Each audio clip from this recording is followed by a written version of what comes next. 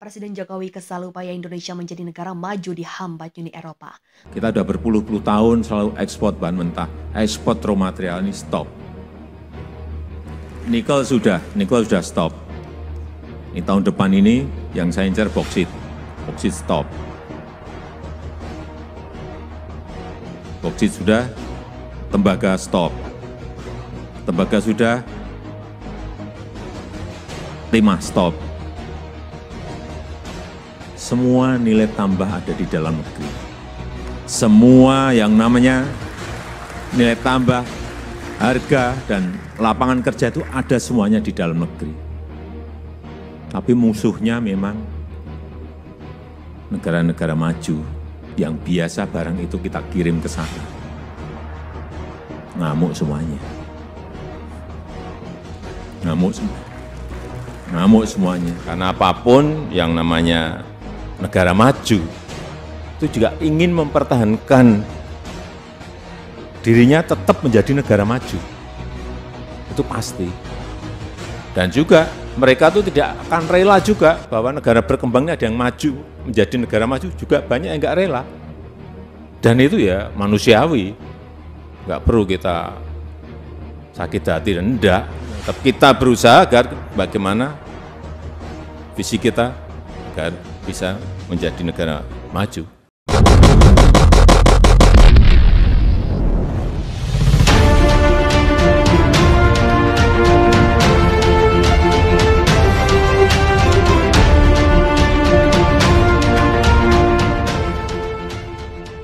Presiden Joko Widodo geram upaya pemerintah untuk mengekspor nikel seperti dihambat oleh negara-negara maju yang tidak ingin melihat Indonesia berubah status.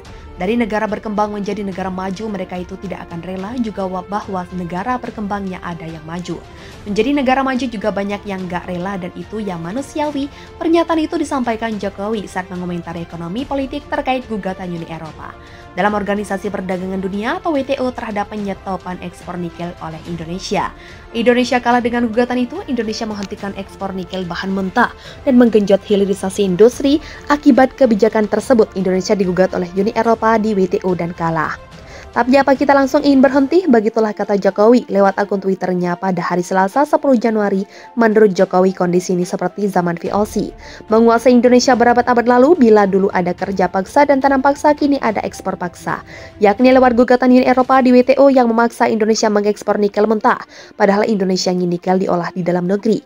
Tidak bisa kita biarkan lagi ekspor bahan mentah itu. Jokowi menyebut ada negara maju yang ingin mempertahankan posisi Indonesia sebagai negara berkembang. Banyak negara maju yang tidak rela melihat negara berkembang menjadi negara maju. Namun demikian, lanjut Jokowi, Indonesia tidak perlu berkecil hati dan takut soal kekalahan Indonesia atas Uni Eropa dalam gugatan di WTO. Akan ada babak kedua lewat banding yang diajukan oleh Indonesia. Semua negara ingin maju, negara maju ingin mempertahankan negaranya tetap maju. Negara berkembang berusaha menjadi negara maju, ada juga negara maju yang tidak ingin melihat negara berkembang jadi negara maju. Begitulah paparan Jokowi. Ekonomi Indonesia diprediksi mampu tumbuh 4,5% hingga 5% pada tahun 2023. Meskipun ekonomi negara-negara barat seperti Amerika Serikat dan Uni Eropa akan menjadi rentan akibat lonjakan inflasi dan pengecatan moneter, menurut dia, ekonomi negara-negara barat seperti Amerika Serikat dan Uni Eropa berpotensi lebih rentan akibat kenaikan inflasi dan pengasapan moneter.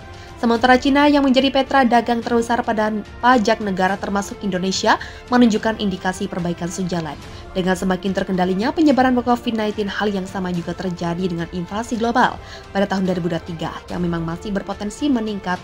Namun, koran memperkirakan tingkat inflasi diprediksi lebih rendah dibandingkan tahun 2022 dan tidak banyak mengganggu tingkat konsumsi secara agregat. Kendati demikian, dampak dari inflasi global pasti akan menekan daya beli masyarakat berpendapatan rendah dan kemungkinan juga masih menahan pemulihan mobilitas secara jauh.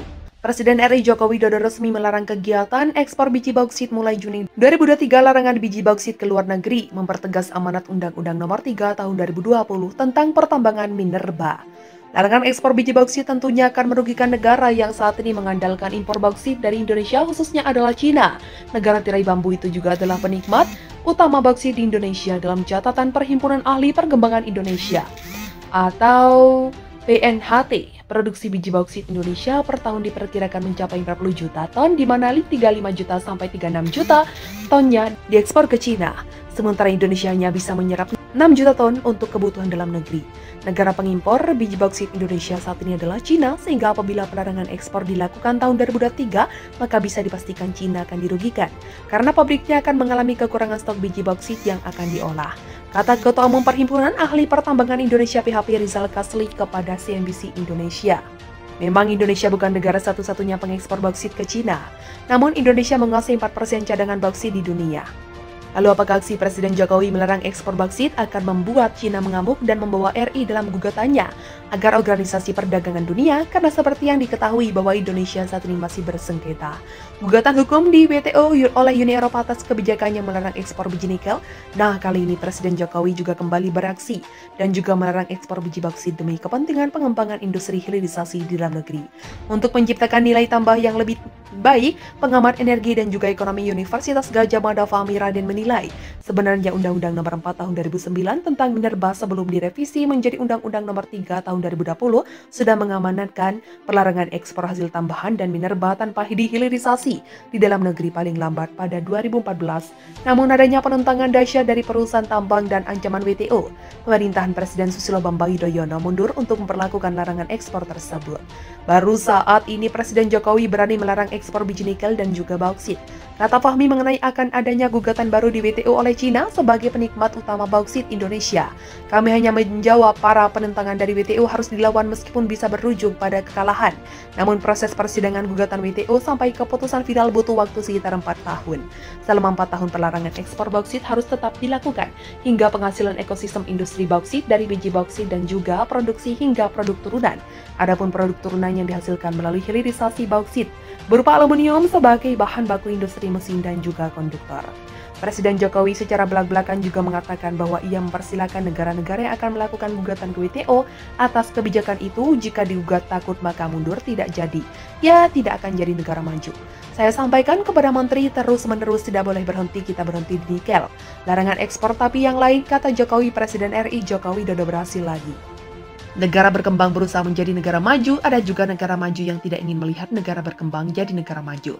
Begitulah paparan Jokowi, ekonomi Indonesia diprediksi mampu tumbuh 4,5% hingga 5% pada tahun 2023. Meskipun ekonomi negara-negara barat seperti Amerika Serikat dan Uni Eropa akan menjadi rentan akibat lonjakan inflasi dan pengecatan moneter menurut dia, ekonomi negara-negara barat seperti Amerika Serikat dan Uni Eropa berpotensi lebih rentan akibat kenaikan inflasi dan pengasapan moneter. Sementara Cina yang menjadi petra dagang terbesar pada pajak negara termasuk Indonesia menunjukkan indikasi perbaikan sejalan.